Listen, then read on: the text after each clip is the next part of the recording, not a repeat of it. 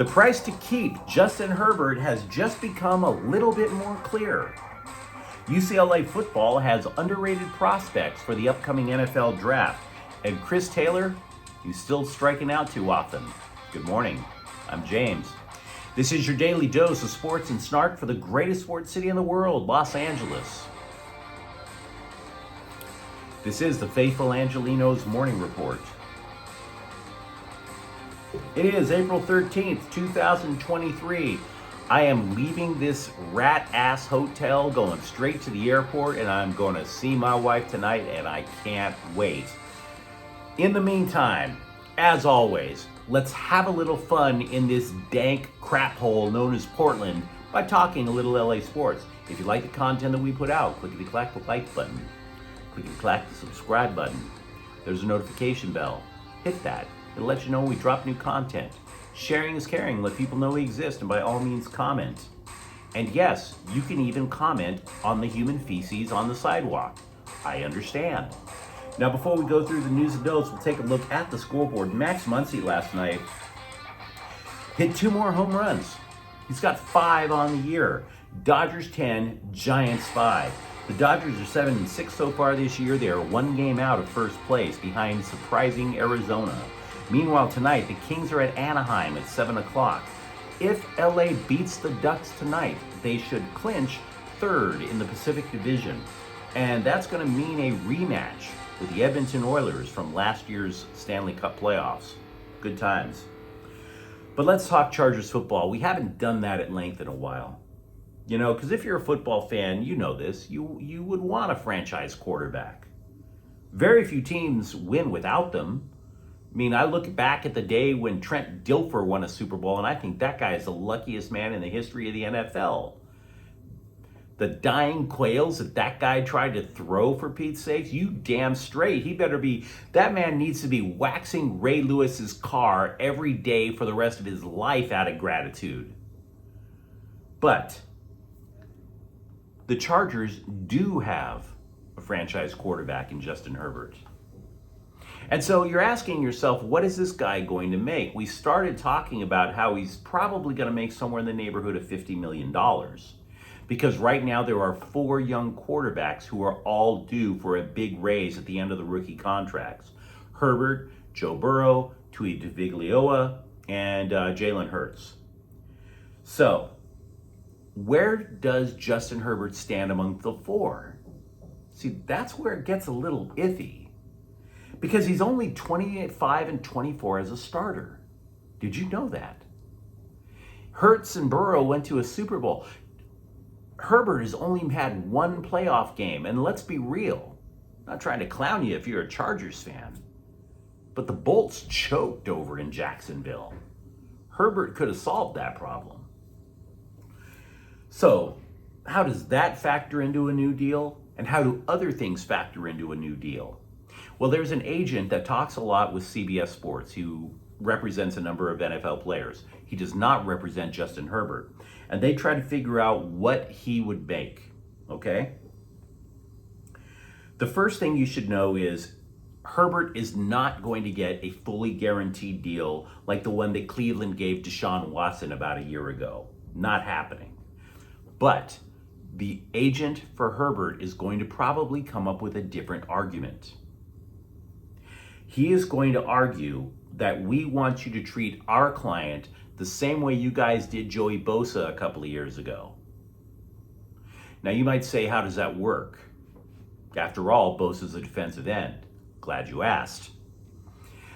Bosa, when he was up to get an extension out of his rookie deal, the agents for Bosa landed a contract that was an 8% pay raise over the previously highest paid defensive end. That was Myles Garrett, also of Cleveland.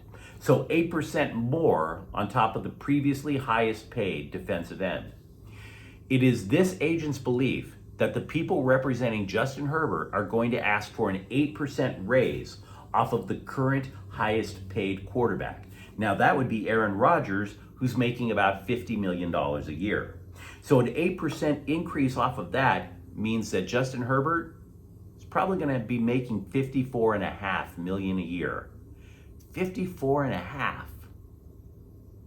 Now, the agent also believes that either Herbert or Joe Burrow will be the first to sign their new contracts, not Jalen Hurts, even though Philadelphia was allegedly talking with him, and not Tui Tagovailoa. So we'll have to find out how that plays out, but it might be in the neighborhood of $54.5 million. Here's something that I found odd, though, because CBS Sports does have pretty good NFL coverage. Their columnists, though, believe that the Chargers have to ace the NFL draft. Really? Ace it. Like, no mistakes. I didn't think the Bolts tore apart their roster in order to keep Justin Herbert. I thought they lost a little depth. Now, so I don't believe they have to ace the draft. Now, there's a couple of things that I think the Bolts would have to do. I think replenishing the wide receiver room would be a good idea. The wide receivers are now in their late 20s, early 30s. They're not that fast. They need a deep threat. What about the fact that we were talking last week about how the new offensive coordinator, Kellen Moore, likes to run the football out of a double tight end formation? The Chargers don't have a lot of quality tight ends. They're going to need to bolster up the tight end room. So I can see an argument made for wide receivers. I can see an argument made for tight ends. I don't see an argument for acing the draft. I see an argument for the coaches needing to ace their play calling. Big difference. Speaking of coaches, the Chargers have added Will Harris as a secondary coach, Phil Serchia as an offensive assistant. I don't want to crack on a man for landing a good job. We all need to make more money in this America, wouldn't you say? But on Harris's resume, he coached Snoop Dogg's youth league. What? How much pull does Snoop Dogg actually have? I mean, I remember it was like 6 degrees of separation, then it was 6 degrees of Kevin Bacon. Is it now 6 degrees of Snoop Dogg? Where if by on one level or another, you just happen to know this guy, your career is going to shoot through the roof. The man coached youth football, for Pete's sakes. I coached my kids' T-ball team. You don't see me firing off a resume to Andrew Friedman over at Chavez Ravine. Snoop's got some juice that we don't know about, guys. If you're in trouble, see if you know anybody who knows Snoop and get a gig. A scribe asked General Manager Tom Telesco if he should consider building a roster specifically designed to beat the Kansas City Chiefs. That way, the Chargers can win the division. Telesco is not necessarily buying in. Quote, you don't want to be a team that's just building to beat one team and forget that we got to beat the other teams in the division. I don't necessarily know how much you should fear Denver, but I can understand wanting to beat Vegas in the meantime. Lots of Chargers news to talk about. CBS's NFL columnist Pete Prisco listed 25 prospects every year that he thinks are just flying under the radar and should have a good NFL career, despite what you hear about from your draftniks like your Mel Kipers and whatnot. So, the people that he thinks are under the radar include 2 UCLA players. Prisco really likes guard Antonio Mafi, who is a converted defensive lineman. He's 6'4", 334 pounds. Prisco likes the fact that Mafi just dominates in the run game. He'll need work in pass protection, but Prisco believes that whoever drafts this guy is going to have a guard that could be steady as a rock for the next decade. The other UCLA player that he thinks is underrated is Dorian Thompson-Robinson. He's been studying. Thompson-Robinson says the quarterback's mechanics have improved. Now, that doesn't mean that he thinks Thompson-Robinson is going to be an immediate starter. If anything, he's more likely going to be a long-term backup and a spot starter. Maybe he becomes a starter in a couple of years. But they're both, according to him, underrated by NFL scouts. Speaking of UCLA quarterbacks, a longtime viewer of the program asked me about Justin Martin's chances to play quarterback next year. Now, for those of you who have been following UCLA in spring ball, there are 5 competitors. Martin, if I were to guess, of the 5, I put him 4th. Now understand, I have not seen him play quarterback. I can only go on what I'm reading and what people are telling me. It's a guess. In my opinion, Dante Moore will likely be the fans' choice because obviously he was the hyped recruit. Colin Schlee, he's got the experience, albeit at Kent State. But surprisingly enough, Ethan Garbers is taking a lot of snaps with the first team in spring ball. He might actually be the surprise starter coming out of spring ball. Now, as for Martin, the point is this. If you are going to be a threat to get the starting gig, you have to get snaps with the first team. And I'm not hearing about that from him yet, to be frank. So despite the tools that he may have, despite the stats that he had in high school, it is what it is, guys. Chris Taylor of the Dodgers is striking out too much again. Last year, he whiffed 160 times in just 118 games. Then, of course, this spring, he fans 25 times in just 68 plate appearances. With runners on base this year, it's even uglier. Chris Taylor is striking out 14 times thus far in 34 plate appearances. So he's not even advancing the runners.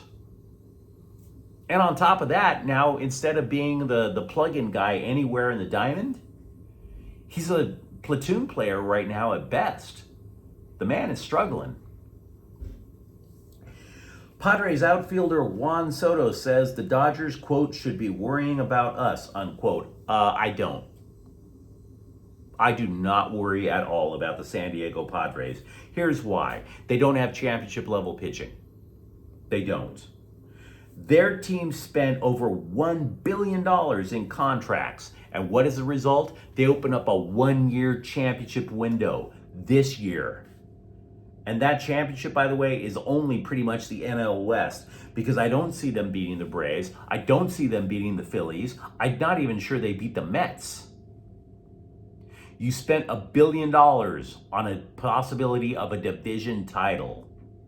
Good job, San Diego. Well done. Well done.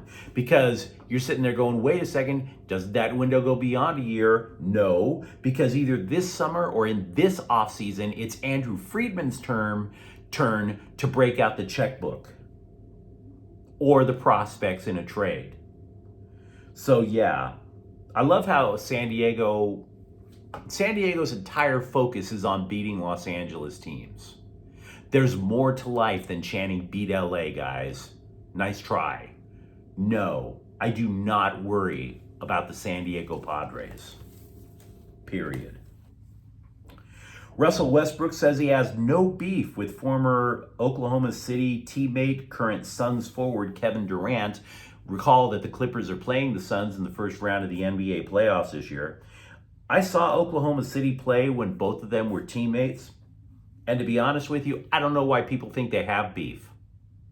I haven't read anything that suggested that there was a Kobe Shaq thing going on over there. If anything, the two of them accommodated each other. But I would say this, back then, Westbrook was a real hardcore alpha male. So if there was beef, I didn't hear about it.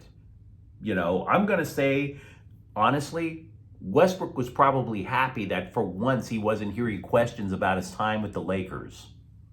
So no, very doubtful of Westbrook-Durant beef being quashed. I don't think there was any. Former Lakers coach Frank Vogel is interviewed for the vacant Houston job. Now, I like the guy. I do like Frank Vogel. Here's the thing. He has to be in the right place to succeed.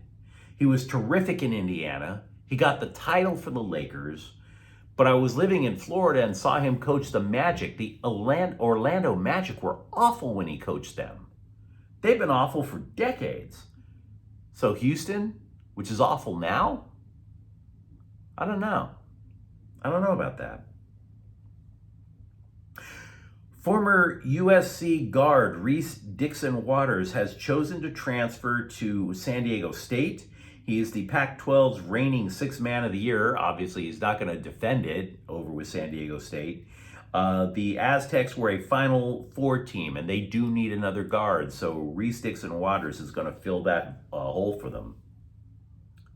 The president of the LA Riot Squad, a Galaxy supporters group, sent an open letter to Galaxy president Chris Klein.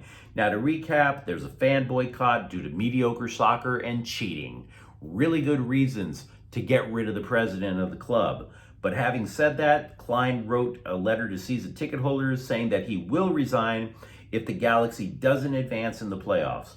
So let's basically give you the upshot of the LA Riot Squad president's response. If you truly love the club, you would recognize what's been going on and resign immediately. You have lowered the bar too much. He is suggesting the supporters groups and the fans should hold the line with the boycott. Finally, the Kings are going to be playing in Phoenix in two exhibition games in Australia. To be frank, don't give a damn. Why should I care about exhibition hockey? But you know what I do care about? Your opinions. Let me know what you think about the Chargers. Let me know what you think about UCLA football or Chris Taylor, or if the Dodgers should be, in fear of San Diego. And let me know. And by all means, if you enjoy the content, don't forget to subscribe to Faithful Angelenos. We're talking LA sports every day here. Thank you for watching. I'm James. We'll be back tomorrow. Faithful Angelenos is a Quien Corte El Queso production. Take care.